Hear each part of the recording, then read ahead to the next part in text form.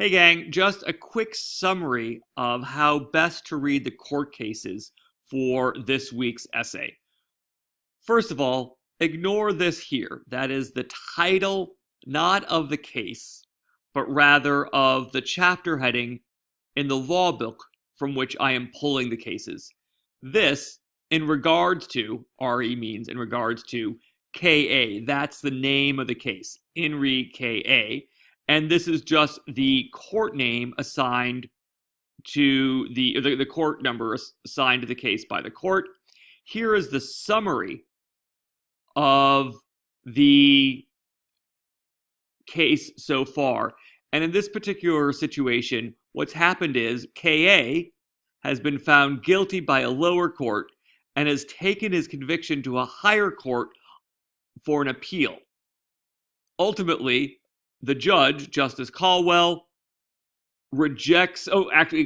affirms the appeal, declares that the lower court had made a decision, and we'll see where the decision of the judge is in a moment.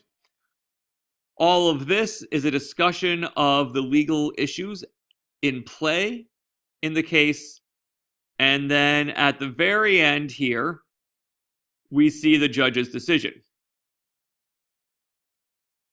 Therefore, the state failed to prove KA's possession of the narcotics beyond a reasonable doubt. That is, the judge in this case has declared, and that's Judge Caldwell, has declared that the lower court made a decision in its conviction of KA, and KA has been acquitted of the charges on appeal. Okay, so now we're going to look at the next case. And the first thing to remember is that pages 48 and 49 have been reversed.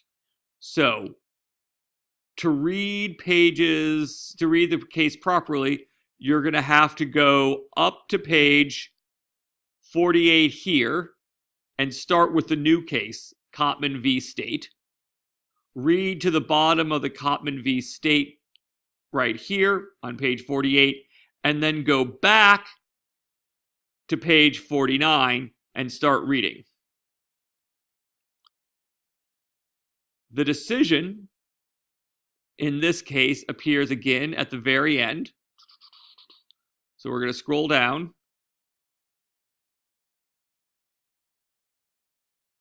And here is the decision. In this case, the judge has decided that Cotman, even if he wasn't holding the drugs, was in fact in constructive possession of the drugs, although the drugs had been found or were being kept in Benson's mouth, which is where Benson's mouth was serving as a stash house for the cocaine. Okay, if you have any additional questions, be sure to contact me, and don't get confused by this part here. You don't need to read this. This is just questions about the cases meant by the law professor for his or her students. But we're not doing those questions, so you don't need to read these and think of these as part of the case. These are just questions from the law school textbook that I pulled these cases from. Okay, again, contact me if you have any additional questions.